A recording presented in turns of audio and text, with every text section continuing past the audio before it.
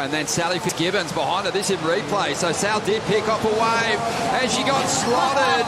So whatever she missed on that first set, she's made up for here. Incredibly deep tube, couple of big turns to finish, and that should take her up into the excellent range. Are you kidding me? And now Sally Fitzgibbons is forced into a must-win quarterfinal heat against Caroline Marks.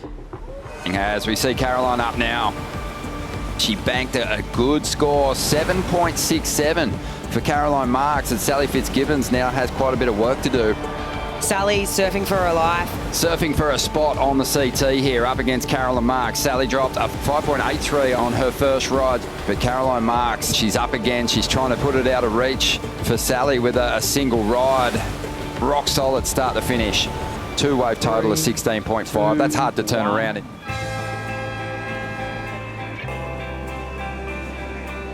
We've got to celebrate this individual, such a powerhouse, but her second year in a row not making the cut, it just hasn't come together for her. Sally, another quarterfinals already locked in for you on the Challenger Series this year. I know we talked earlier about just how difficult it is to time things out when you have to compete in the afternoon. How did you stay focused and locked in? Oh, it's just so much fun. I love the sport. I love playing sports and the game, and it's all about managing energies. Like, obviously you're excited to surf first thing at like 8 a.m. when the heat start, and I mapped it out pretty well today. Like, warmed up over at shore break there, came down, had a little shorey surf, and you know, by the time the heat came around, I was definitely okay. I'm really ready to surf, and it's just such a treat. You know, Cali summer, water's warm, and there was a couple little chip shots, so I was having a good time.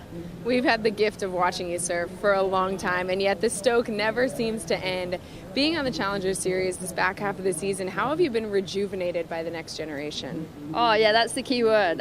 Rejuvenating yourself and evolving. You know, as you said, that word, a long career. Sometimes sounds like cruisy, yeah, but it's not. You have to like wake up every day and think, okay, how can I create impact, like both in the water and on the sand? And that's due to my little super caddies here. We got little Gracie. She's cheered me for, since she was born, but like these guys have been on the journey with me for 10, 15 years. And so to come back and still be, in a sense, like have my surfing relevant, that's the big reward for me, and that's why I come out with a big smile, because I wake up every day and I'm like, I think I can get a little better on my board, and that's what I keep doing. Where we stand now on the Women's Challenger Series, you're looking at this top 10, and the names we have that have already shuffled up and down are incredible. Sally Fitzgibbons right there in that number one spot. Sawyer Lindblad jumps up to third.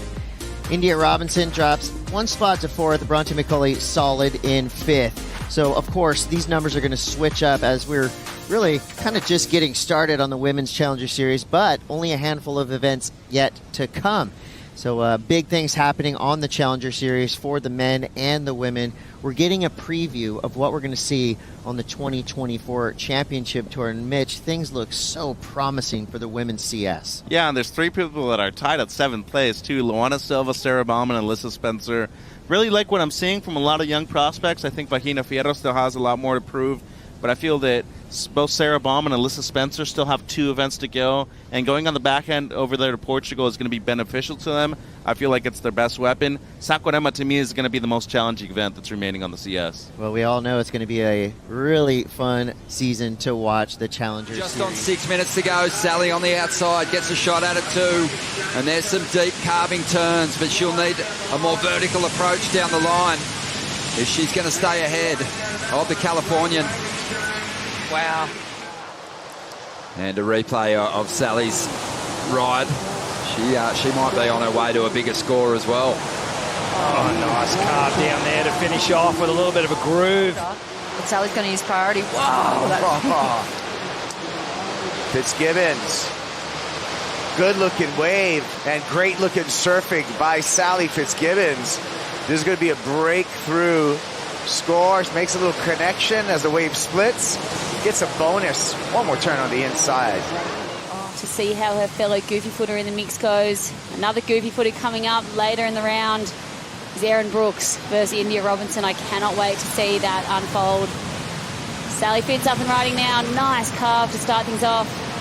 Really smooth and into the pocket again, ripping through that turn.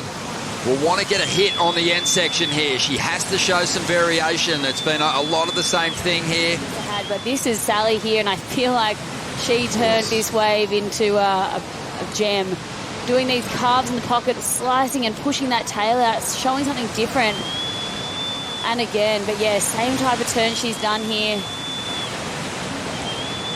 Just working that one through. She put a lot into it. There was the mix-up, as you made, drew that first carve back to the bowl, and then on this one, pushed on the rail a little differently. Kind of found that release in the tail. Yeah, she's so good at that. So good at just waiting in that pocket and just waiting for it to... And it was Sal under priority getting this one during the break, Laura. Yeah, had a nice look to it this wave. A nice big slash there, throwing the tail. And then finishing off here, just floating over. Meanwhile, Sally Fitzgibbons, let's see what she finds in the lineup.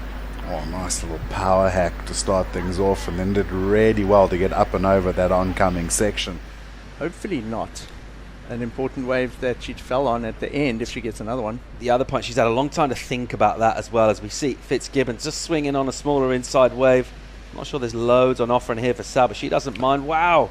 And she throws a progression, gets a nice ramp, and does an air reverse over a section on the inside. So like we said, she's just surfing her way through this heat right now, picking up insiders. One on the Challenger Series rankings. That's a big one coming up next. Here's Fitzgibbons throwing down the snap. Belts it again. A solid connection with the fins out. And just to tap the whitewater. That showed a lot of flow and confidence down the line. Two big sections to demolish there for the Australian. Now Sally on the bull. Deep off the bottom first turn. Super clean. Nice pace on the bottom turn to tag the important sections, and third turn, solid finishing move. So this heat is building in quarterfinal number 3. Let's see, she's kind of looking at this one. Some of these waves have gone a little bit out to sea on this further peak as she let Sally go with priority. Fitzgibbons first turn off the top, belts it again. Great energy, great speed. All three, now 4 similar types of turns, but using the wave well and the lip line, she shuts it down. Well done for Sal. She's learned a lot over the years from the surfers that came before her. As we look at the right from Sally Fitzgibbons, Rosie. Yeah, beautiful tag off the top. So eyeing off that section and seeing that lump of water come towards her and really utilizing it with a power maneuver.